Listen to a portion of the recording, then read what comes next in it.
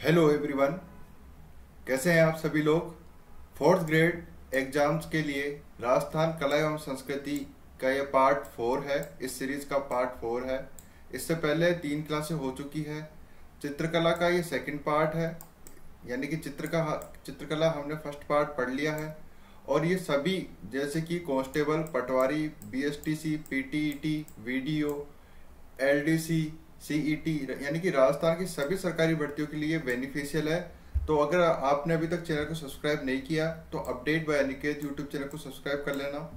चलिए अब स्टार्ट करते हैं। इससे पहले हम एक बार रिवीजन कर लेते हैं। चित्रकला की जो हमने थर्ड पार्ट देखा था उसके अंदर हमने मेवाड़ और मारवाड़ शैलियों के बारे में जाना था। तो छोटा सा आपको रिवीजन करा देता हूँ। मेवाड़ के अंदर हमने महाराणा प्रताप से चित्रकला स्टार्ट करी थी और महाराणा प्रताप के बाद अमर सिंह, जगत सिंह, संग्राम सिंह यहाँ तक खत्म किए थे। फिर नाथ द्वारा और देवगढ़ शैली के बारे में पढ़े थे।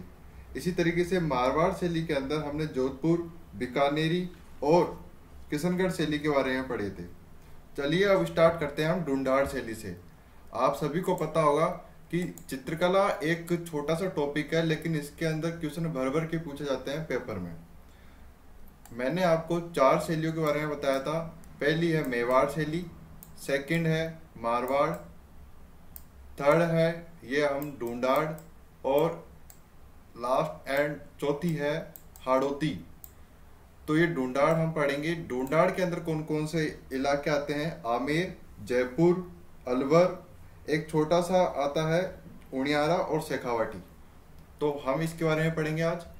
अच्छा चलिए, आमेर के अंदर क्या बात होती है कि आमेर के अंदर चित्रकला की शुरुआत राजा मानसिंह के समय से हुई थी। चित्रकला का स्वतंत्र विकास प्रारंभ हुआ। मुगल गार्डन और मौजमाबाद यानी कि बैराट और मौजमाबाद, इनका भित्ति चित्रण किया गया इनके समय। किनके समय? मानसिंह के समय। तो भित्ति चित्रण के बारे में पूछे आपसे कि मुगल गार्डन और मौजमाबाद का भित्ति चित्रण कब किया गया? मानसिंह के समय किया गया। और यशोधरा चरित्र नामक ग्रंथ का चित्रण किया गया। यानी कि यशोधरा चरित्र एक ग्रंथ है और या फिर पुस्तक बोल सकते हो आप। उसके अंदर जितने भी चित्र हैं वो सभी के सभी राजा मानसिंह के समय किए गए हैं। आमेर के चित्रकारों ने रजमनामा के 169 चित्र बनाए थे। ये रजमनामा क्या है? महाभारत का फारसी के अंदर अनुवाद, उसको रजमनामा बोलते हैं। रजमनामा नाम से पुस्तक लिखी गई थी। तो इस किताब के अंदर 169 चित्र बनाए गए हैं और सभी के सभी चित्र मानसिंह ने बनवाए थे आमेर शैली के अंदर। इतना आपको याद करना है। चलिए अब स्टार्ट करते हैं। मिर्जा राजा जयसिंह। राजा मानसिंह के बाद आए मिर्जा राजा जयसिंह। इनको मिर्जा की उपाधि दी गई थी, जो कि गणेश पोल आमेर पर भित्ति चित्रण किया गया है इनके समय। और इनकी एक रानी थी चंद्रावती, उनके लिए भगवान कृष्ण के चित्र बनवाए थे। किसने? राजा जयसिंह ने। फिर इनके बाद हुए सवाई जयसिंह। सवाई जयसिंह के समय सूरत खाना की स्थापना की गई। सवाई जयसिंह के समय कौन सी स्थापना की गई? सूरत खाना की। और सूरत खाना के अंदर 2 चित्रकार हुए थे मुख्य थे। एक तो साहिब राम और दूसरे हुए मोहम्मद शाह। याद रहेगा, साहिब राम और मोहम्मद शाह, ये दोनों के दोनों मुख्य चित्रकार थे जो कि सवाई जयसिंह के समय हुए। फिर एक ईश्वरी सिंह थे। सवाई जयसिंह पढ़ लिया हमने। ईश्वरी सिंह के समय आदमकद चित्रण प्रारंभ हुआ। यह आदमकद क्या है मैं समझाता हूँ।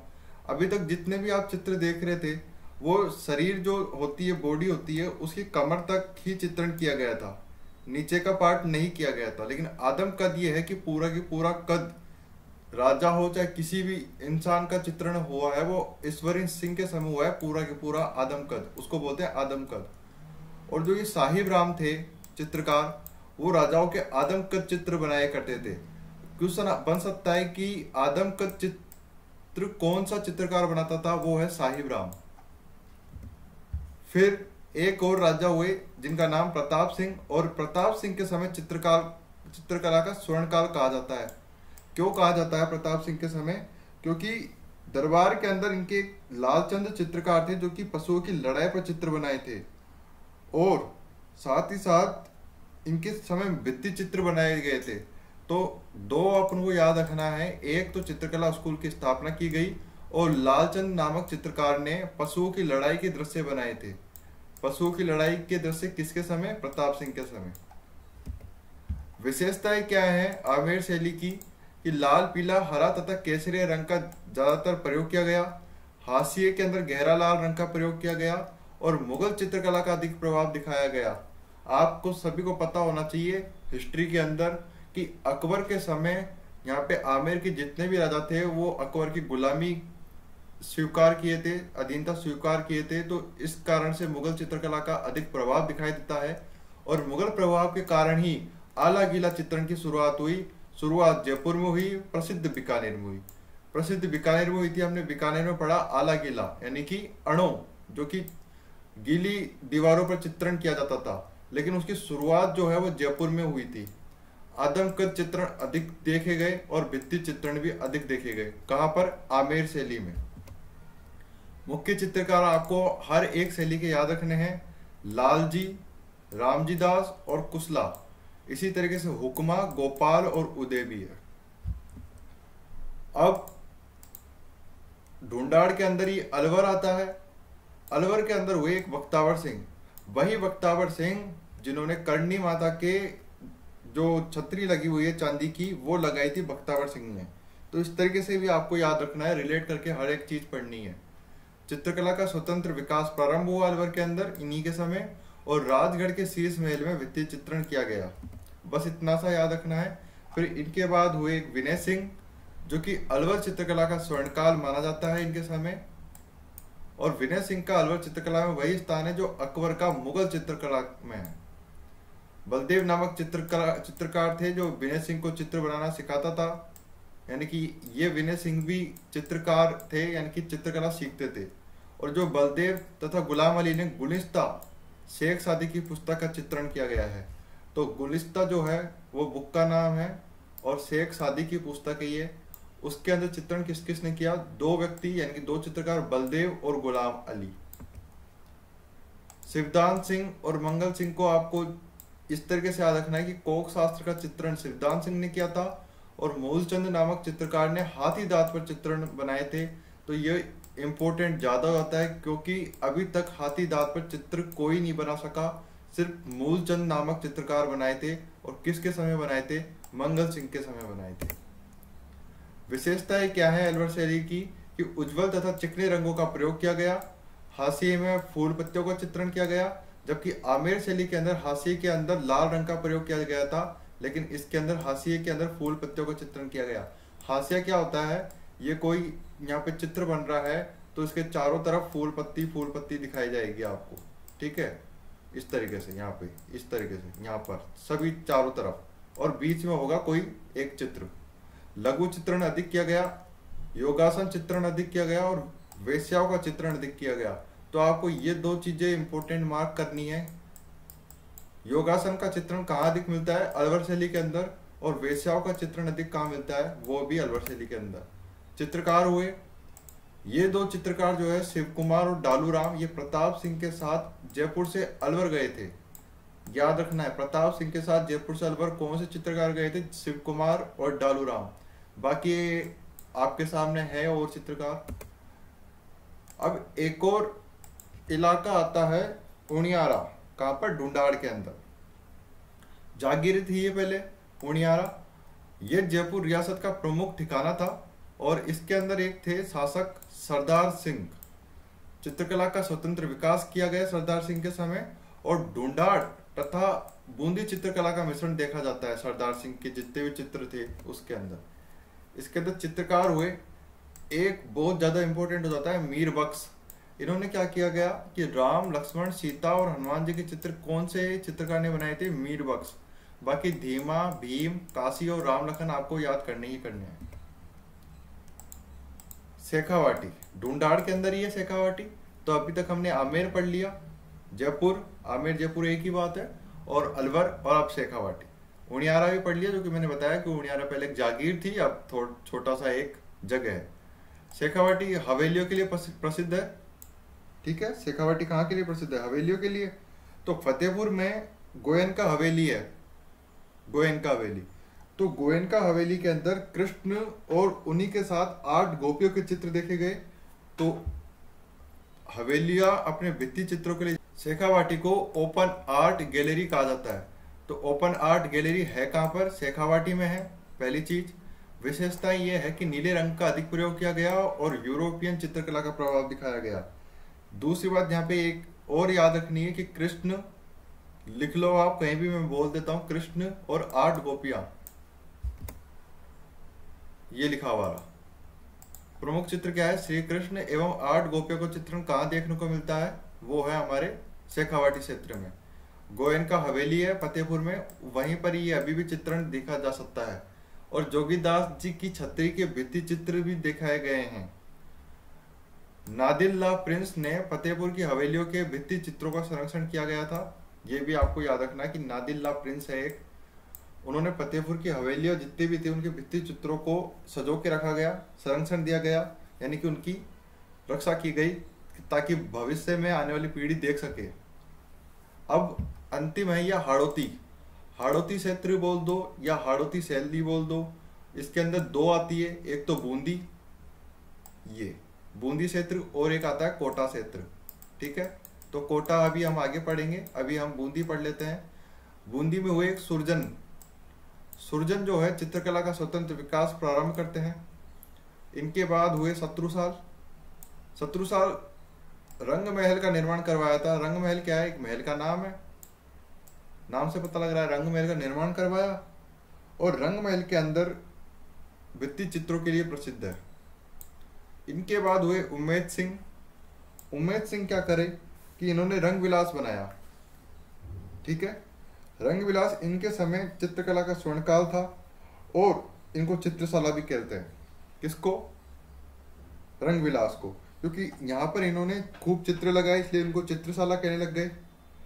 इनके समय जंगली सुअर का शिकार करते हुए चित्र बहुत अधिक प्रसिद्ध हुआ था। तो प्रश्न बन सकता है किसी भी एग्जाम में कि जंगली सुअर का शिकार करते हुए चित्र किसके समय प्रसिद्ध हुआ था? हाड़ौती शैली के अंदर उम्मेद सिंह के समय। और आपको ये याद रखना है कि चित्रशाला का निर्माण करवाया था। चित्रशाला का निर्माण क्या है? रंगविलास। ठीक है, रंगविलास। इस चित्रशाला का क्या नाम है? रंगविलास। भित्ति चित्रों का स्वर्ग कहा गया, क्यों कहा गया बता ही दिया मैंने।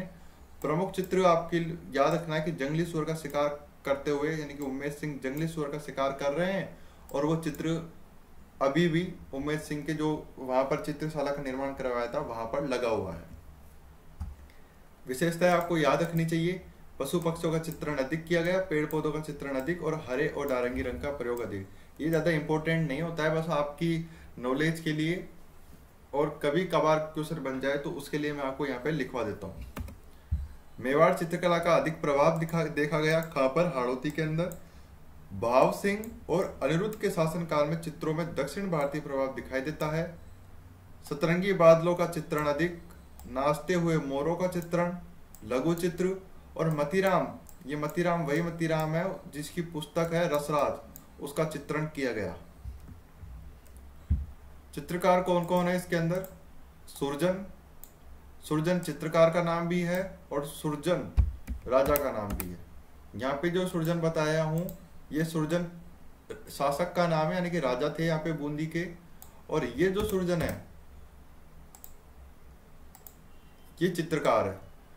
तो घुमा के क्वेश्चन कभी पेपर हार्ड बनाना चाहे कोई भी तो बन सकता है कि ऐसी कौन सी शैली के चित्रकार हुए जो कि राजा और चित्रकार का नाम एक ही होता है, तो वो है सुरजन। इसी तरीके से हमको अहमद याद रखना है, साधुराम, रामलाल और किशन। याद रखना कि मतीराम और भाव सिंह का दरबारी विद्वान था। मतीराम कौन था? भाव सिंह का दरबारी विद्वान था। मतीराम की 2 पुस्तकें बहुत प्रसिद्ध है, रसराज और ललित ललाम। ललित ललाम। कोटा शैली की बात करें तो ये अंतिम आप देखिए। कोटा शैली के अंदर बात करें तो 3 शासक हुए, राम सिंह, भीम सिंह और उम्मेद सिंह। उम्मेद सिंह अलग थे, यानी कि बूंदी के अंदर भी और कोटा के अंदर भी। तो कोटा के अंदर मैं बात करूं कि चित्रकला का स्वतंत्र विकास किसके समय प्रारंभ हुआ, वो है राम सिंह। वल्लभ संप्रदाय के प्रभाव में भगवान श्री कृष्ण के अधिक चित्रण किसके समय बनाए गए, वो है भीम सिंह जी। और उमेश सिंह के समय शासनकाल जो है वो कोटा चित्रकला का स्वर्ण काल था। चित्रकार इनके समय जो प्रसिद्ध चित्रकार उनके नाम यहाँ पे मैंने मेंशन कर दिए, रघुनाथ, गोविंद, लच्छीराम, नूर मोहम्मद और डालू। और कौन है? डालू। अब आपको एक चीज याद रखनी चाहिए कि कोटा शैली के अंदर विशेषता क्या है कि शिकार के दृश्य दिखाए गए जो कि झाला हवेली के अंदर जालिम सिंह झाला जो है उसकी हवेली में शिकार के दृश्य दिखाए गए हैं कोटा शैली के अंदर। ठीक है, याद रहेगा। और जो बूंदी की जो प्रसिद्ध चित्रकार बताए हैं मैंने, कहाँ पर है? अहमद। इस अहमद में एक चीज इंपॉर्टेंट लिखना कि जो ये अहमद है ये अहमद बीकानेर का था एक, और एक अहमद बूंदी का है। ये बूंदी का अहमद है। ऐसे ही एक बीकानेर में भी अहमद हुआ, जो चित्रकार का नाम है वो अलग है। तो आपको ये याद रखना है, कंफ्यूज नहीं होना है। अगर आप पूरे नोट्स बनाएंगे तो हो सकते हैं बाद में आप क्वेश्चन पूछो। उससे पहले ही मैंने आपको बता देता हूँ कि एक तो बीकानेर क्षेत्र के अंदर अहमद हुआ, ये भी चित्रकार का नाम है, और एक बूंदी क्षेत्र के अंदर भी अहमद चित्रकार का नाम है। दोनों अलग अलग है। अब मैं आपको जो भी पढ़ाया हूँ फर्स्ट पार्ट में, सेकंड पार्ट में, दोनों को ये मिलाकर पूरी बात बता देता हूँ कि राजस्थान की चित्रकला की विशेषताएं क्या क्या है। हमारी जो चित्रकला है उसके अंदर वर्ण और लोक जीवन की विविधता दिखाई देती है। जैसे कि अलग अलग क्षेत्र के अंदर जो भी वहाँ पर जाति प्रजाति, उधर के लोग, उधर के शासन, उधर के शासक जो भी संप्रदाय को फॉलो करते थे, मानते थे, उसके हिसाब से और उनके समय के हिसाब से यहाँ पे अलग अलग चित्रकला के अंदर अलग अलग चित्र शैली देखने को मिलती है। चित्रकला के अंदर मुख्य आकृति और पृष्ठभूमि में सामंजस्य दिखाई देती है, जो कि मैंने बता दिया। हमारी चित्रकला में प्रकृति का मानवीकरण किया गया है, प्रकृति भी दिखाई गई है। जैसे कि 12 मासा, यानी कि 12 महीनों की अलग अलग प्रकृति दिखाई गई है। मुगल प्रभाव अधिक दिखाई देता है, जैसे कि पारदर्शी कपड़े और हाशिए का चित्रण। मंदिरों तथा मठों में धार्मिक चित्र अधिक बनाए गए थे, जैसे कि पिछवाई आते ही शब्द क्या याद आना चाहिए आपको? कृष्ण जी के चित्र। फड़ कौन है? लोक देवता आदि। महिला सौंदर्य का चित्रण अधिक किया गया। चटकीले रंगों का प्रयोग अधिक किया गया, जैसे कि लाल, नारंगी आदि। हमारे चित्रकारों को मुगल चित्रकारों की अपेक्षा अधिक छूट प्राप्त थी, अतः उन्होंने जीवन के प्रत्येक पक्ष का चित्रण किया गया। तो जो हिंदू चित्रकार थे या फिर और भी मुगल चित्रकारों की तुलना में प्रत्येक पक्ष का चित्रण किया गया और अधिक से अधिक चित्रकला बनाई गई। अब ये कुछ चित्रकला के खोज करता है, जैसे कि मेवाड़ जो क्षेत्र की चित्रकला हुई थी उसको कौन कौन खोज किया? जैसे कि श्रीधर अंधारे ऑप्शन में है तो हो सकता है यहाँ पे नाथ द्वारा भी आ जाए। तो अगर नाथ द्वारा आ जाए तो श्रीधर अंधारे तो 100% होगा। मोतीचंद और आर के वशिष्ठ। इसी तरीके से किशनगढ़ शैली के अंदर एरिक डिक्सन और फैयाज अली याद रखना है, जिसमें एरिक डिक्सन इंपोर्टेंट मार्क करके लिख लेना, पूछा गया है बार बार। हाड़ौती क्षेत्र प्रमोद चंद, WG आर्चर और ब्रजेंद्र सिंह। साथ ही साथ मैंने आपको पहले ही जो फर्स्ट पार्ट था उसके अंदर मैंने हर एक बेसिक्स लिखवा दिए थे। जैसे कि सबसे पहले पेंटिंग को राजस्थानी पेंटिंग नाम किसने दिया था? वो थे राय कृष्ण दास, मैंने आपको फर्स्ट पार्ट में बता दिया। और इसी तरीके से एक और क्वेश्चन बन जाता है कि राजपूताना पेंटिंग नाम किसने दिया? तो राजस्थानी पेंटिंग और राजपूताना पेंटिंग अलग अलग शब्द है, अलग अलग जन ही दिए होंगे, कंफ्यूज नहीं होना है। राजपूताना पेंटिंग आनंद कुमार स्वामी ने दिया था नाम, और राजस्थानी पेंटिंग राय कृष्ण दास ने दिया था। अब एक इम्पोर्टेंट बात यह है कि मैं इस चैनल पे आपके चतुर्थ श्रेणी 2025 यानी कि जो चतुर्थ श्रेणी की आपकी परीक्षा होगी, सिर्फ इसी को कंसिडर करते हुए आपके लिए हिंदी की क्लास और राजस्थान जीके की क्लास लगा रहा हूँ। यहाँ पे राजस्थान जीके की क्लास, यहाँ पे art and culture daily update हो रही है, यहाँ पे डेली अपलोड हो रही है और एक अलग से प्लेलिस्ट ही बना दी गई है। इसी तरीके से हिंदी की भी आपकी क्लास लगा दी गई है, आप जरूर देखना और कमेंट में बताना कि क्लास कैसी लग रही है, और आपको अच्छी लगे तो अपने फ्रेंड्स को जो भी चतुर्थ श्रेणी यानी कि 4th ग्रेड की तैयारी कर रहा है उसको शेयर कर देना। सभी विषयों की तैयारी प्रश्न सहित करवाएंगे। यहाँ पे आपको फ्री में हर एक क्लास लग रही है, और लास्ट के जो 1 मंथ होएगा उसमें मैं जितने भी प्रीवियस ईयर में पेपर में जितने भी क्वेश्चन बने हैं राजस्थान जीके के और भी सब्जेक्ट के, वो मैं आपको प्रश्न करवाऊंगा। इसलिए अपडेट बाय अनिकेत इस यूट्यूब चैनल को सब्सक्राइब कर लीजिए। बाकी मिलते हैं एक और नई वीडियो के साथ, तब तक जय हिंद।